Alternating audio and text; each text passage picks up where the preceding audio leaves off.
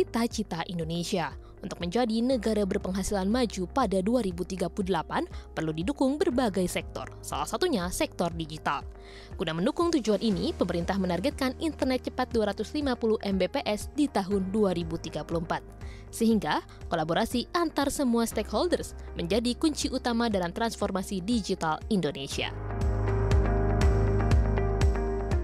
Disrupsi teknologi masih menjadi salah satu tantangan perkembangan telekomunikasi di Indonesia. Lalu bagaimana strategi Kementerian Kominfo dalam mengatasi hal ini? Sudah hadir bersama kami dari Badan Aksesibilitas Telekomunikasi dan Informasi Bakti Kominfo, Fadilah Matar. Apa kabar Ibu? Baik, alhamdulillah. Makasih Mbak Min, apa kabar? Terima kasih, juga saya baik sekali. Ibu, apa yang menjadi poin penting dalam mengatasi kesenjangan digital di Indonesia, Bu?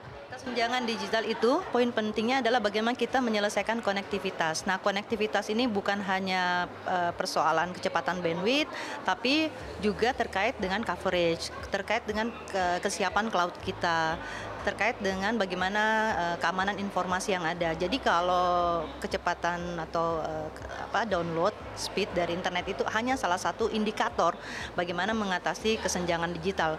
Dan keyword lainnya adalah bahwa kita harus mulai menyelesaikan seluruh wilayah-wilayah dengan lebih cepat dengan solusi teknologi yang mungkin tidak konvensional. Artinya begini, kalau di wilayah kontinen atau negara-negara yang lebih banyak daratan mungkin akan mudah dengan pendekatan terestrial atau fiberisasi.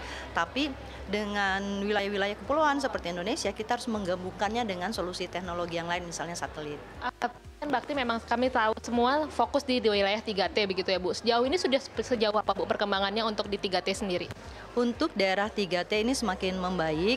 Memang yang dilakukan ini belum sebaik wilayah-wilayah urban di daerah 3T, karena yang kita lakukan itu dilakukan pertahapan. Nah, saat ini yang penting adalah masyarakat bisa terkoneksi kepada internet, ya.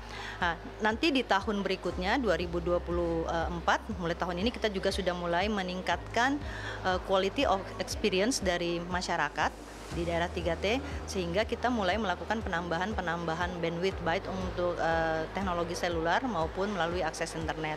Apa yang kita usahakan ini karena kita tahu bahwa kepuasan, jangankan di 3T ya, di Jakarta aja ketika kita mengalami buffering sedikit, kita sudah merasa sangat terganggu.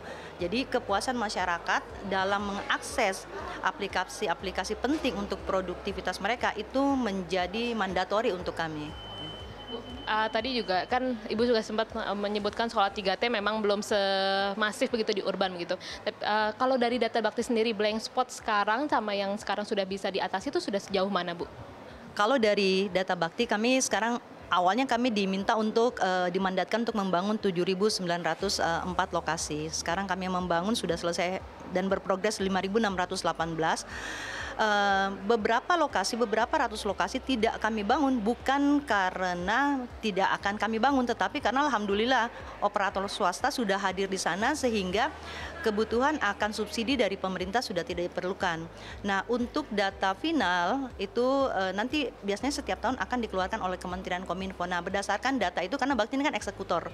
Jadi berdasarkan data yang dikeluarkan oleh Ditjen PPI Kementerian Kominfo, kita akan melihat apakah ada wilayah-wilayah yang memang harus dibangun dengan afirmasi atau kebijakan fiskal dari pemerintah, ataukah semuanya kita serahkan kepada komersil. Ya. Targetnya Bu, akan sejauh apa nih terakhir sebagai closing statement?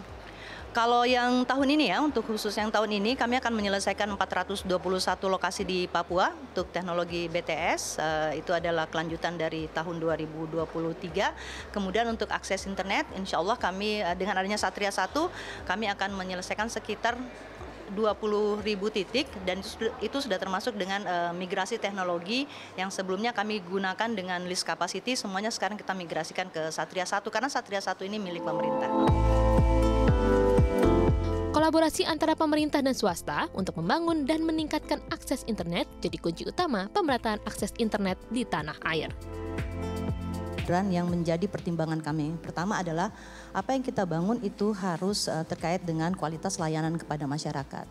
Yang kedua adalah ini mengarah kepada affordabilitas dari masyarakat. Affordabilitas bukan selalu berarti murah ya Mbak ya, tadi sudah dijelaskan. Yang ketiga, ini pun juga yang kita bangun, infrastruktur yang kita bangun itu harus memperhatikan sustainabilitas industri. Dan yang terakhir adalah bagaimana infrastruktur yang kita bangun itu mendorong terhadap skalabilitas UMKM dan penyedia jasa telekomunikasi non besar atau kecil. Nah, empat koridor ini menjadi menjadi kaidah yang kami gunakan ketika kita melakukan pembangunan di sektor telekomunikasi yang memang dikhususkan oleh yang tadi Pak Sarto sampaikan dilakukan oleh pemerintah ya.